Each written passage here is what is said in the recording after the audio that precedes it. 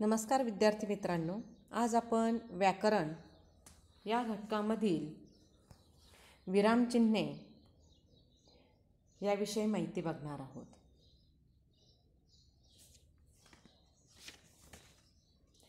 लेखनात शब्द आणि वाक्य एकापुढे एक लिहिली जातात.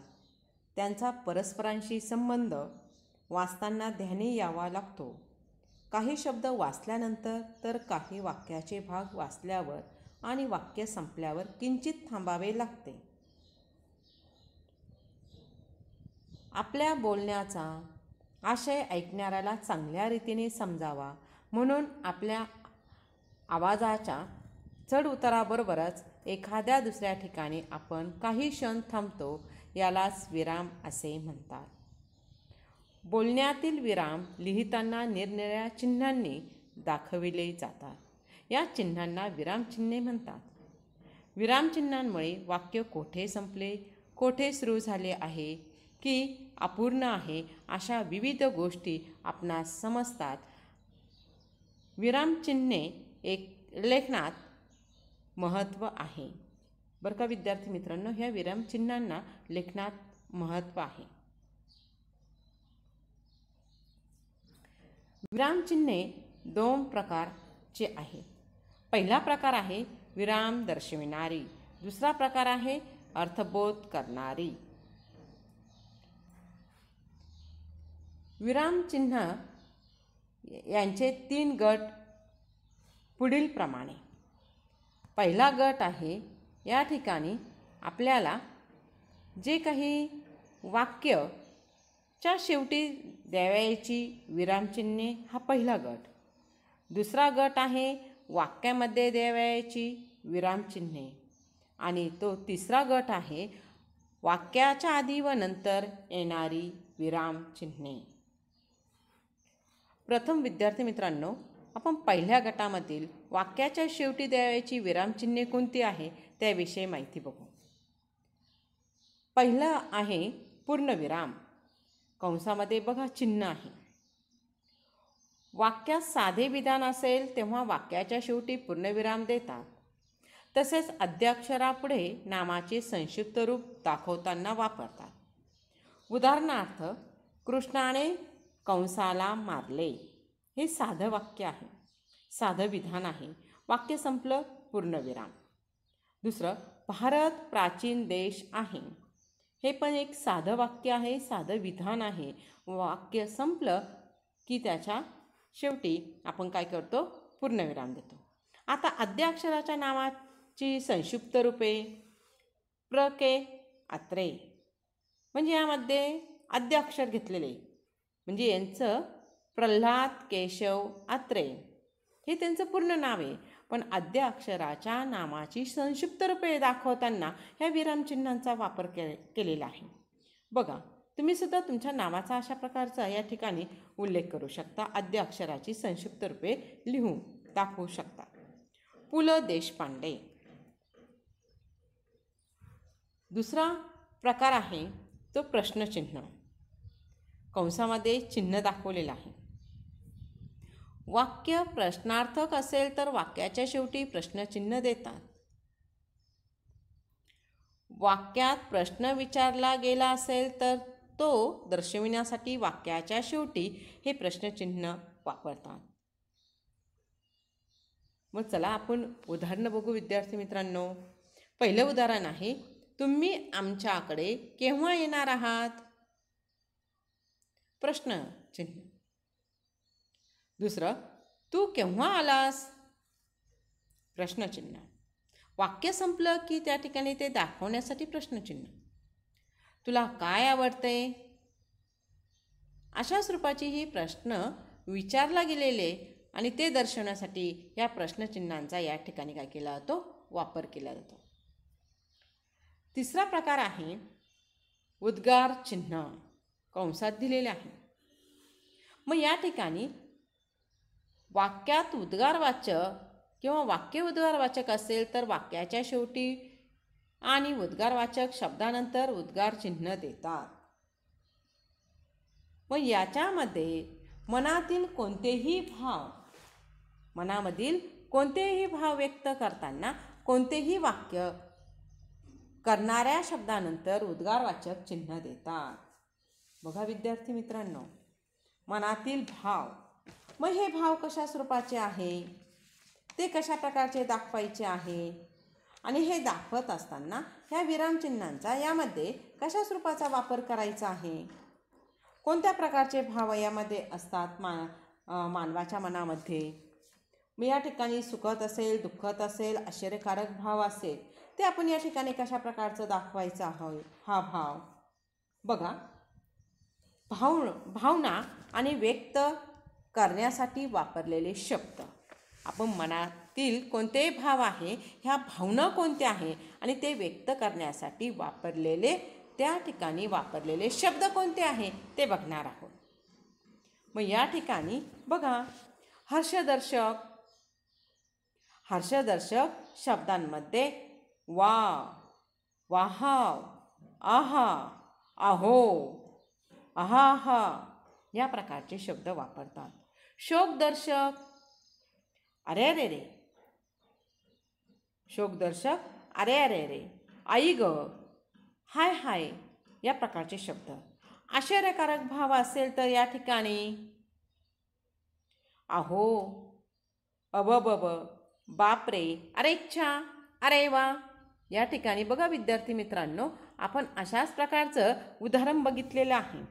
आश्चर्यकारक, अरे वा, तू छान चित्र काढलं आहेस. आश्चर्यकारक भाव आहे.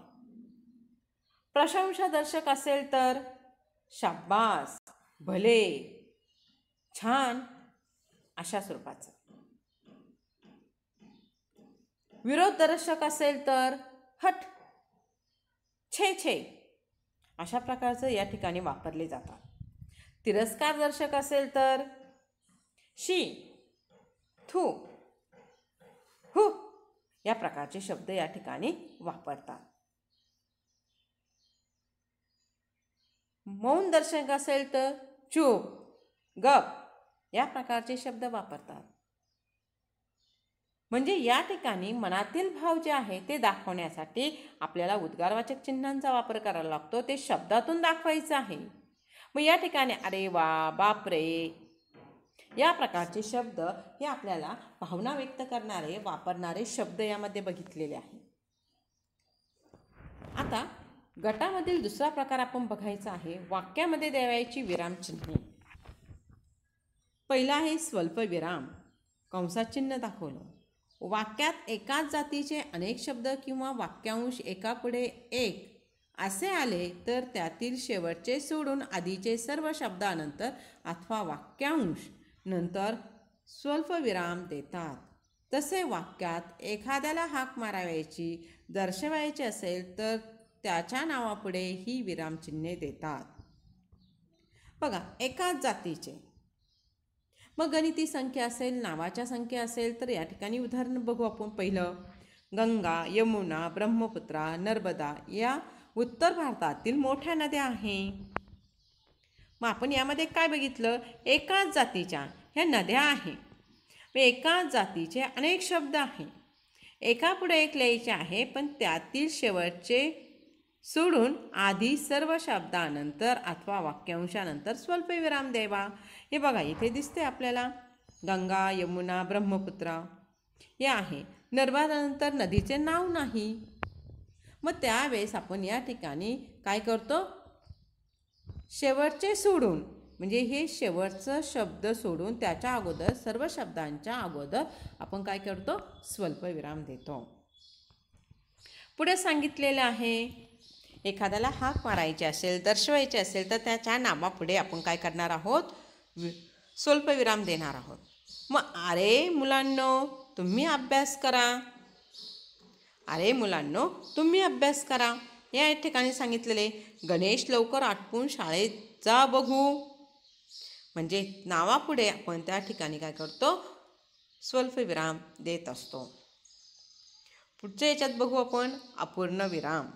अपूर्ण विरामाचे चिन्ह, एखाद्या वाक्याचा तपशील ते वाक्य संपल्यानंतर द्यावयाचे असल्यास पूर्णविराम देतात.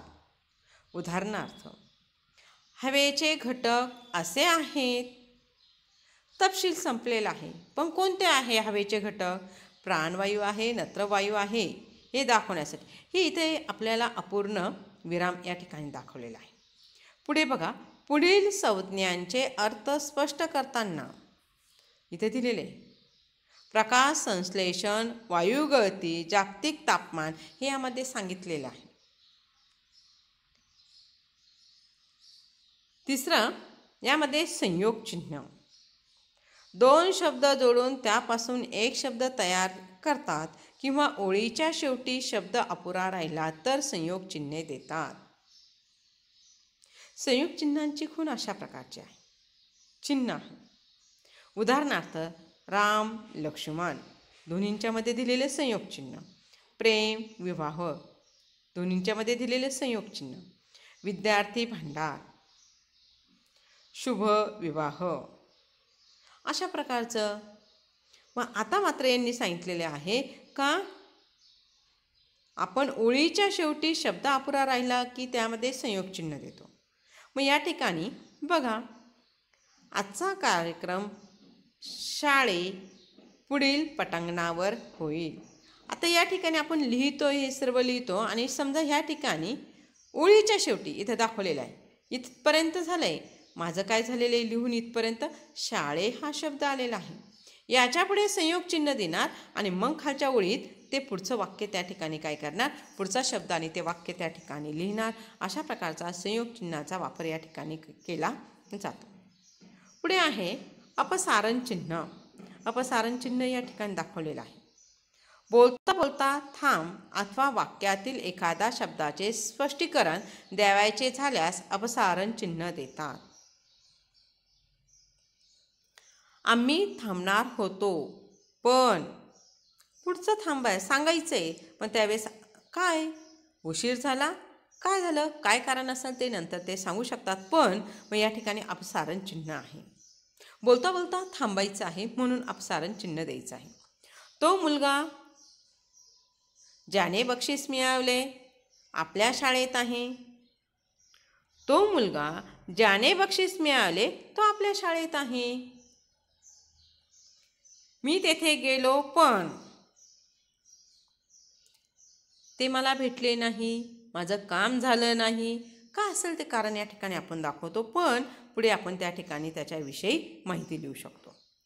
रवींद्रनाथ टागोर ज्यांनी जगातले सर्वश्रेष्ठ नोबेल पारितोषिक मिळाले, आपल्या राष्ट्रगीताचे जनक त्यासाठी त्यांना म्हटलेलं आहे. अशा प्रकारचे विद्यार्थी मित्रांनो आपण 2 गटांचा अभ्यास केलेला आहे. तिसरा गट वाक्याच्या आधी व नंतर येणारे विरामचिन्हे. पहिलं आहे अवतरण चिन्ह. एकेरी अवतरण चिन्ह. एखाद्या वाक्यातील विशिष्ट शब्दावर जोर देताना एखाद्या पुस्तकाचे नाव लिहिताना एकेरी अवतरण चिन्ह वापरतात. एकेरी अवतरण चिन्ह वापरतात. उदाहरणार्थ बलवान व्हा, स्वराज्य मिळवा. एकेरी अवतरण चिन्हामध्ये विशिष्ट शब्दांवरती जोर द्यायचा आहे. बलवान व्हा, स्वराज्य मिळवा. पुढचं मूळ ध्वनींना वर्ण असे म्हणतात. मूळ ध्वनींना वर्ण असे म्हणतात. तिसरं उदाहरण मराठी ही आपली मातृभाषा आहे. एकेरी अवतरण चिन्हामध्ये मातृभाषा अशा स्वरूपाच्या माध्यमातून एकेरी अवतरण चिन्हांचा वापर लेखनामध्ये केला जातो. बोलण्यामध्ये आपण तर बोलतोच त्या पद्धतीने. दुहेरी अवतरण चिन्ह. या ठिकाणी दुहेरी अवतरण चिन्ह एखाद्या या बोलणाऱ्याला व्यक्तीच्या तोंडचे शब्द जसेच्या तसे दाखवताना हे चिन्ह वापरतात. उदाहरणार्थ तो म्हणाला मी येईल. लोकमान्य टिळक इंग्रजांना म्हणाले स्वराज्य हा माझा जन्मसिद्ध हक्क आहे आणि तो मी मिळवणारच. पुढे काय सांगितलेले आहे? नेताजी सुभाषचंद्र बोस म्हणाले तुम्ही मला रक्त द्याल, मी तुम्हाला स्वातंत्र्य देतो. तुम्ही मला रक्त द्या, मी तुम्हाला स्वातंत्र्य देतो, अशा प्रकारचं हे एकेरी अवतरण चिन्ह आणि दुहेरी अवतरण चिन्ह या विषयी आपण माहिती बघितलेली आहे. म्हणजेच आपल्याला ह्या विरामचिन्हांचा वापर आपण लेखनासाठी करू शकतो.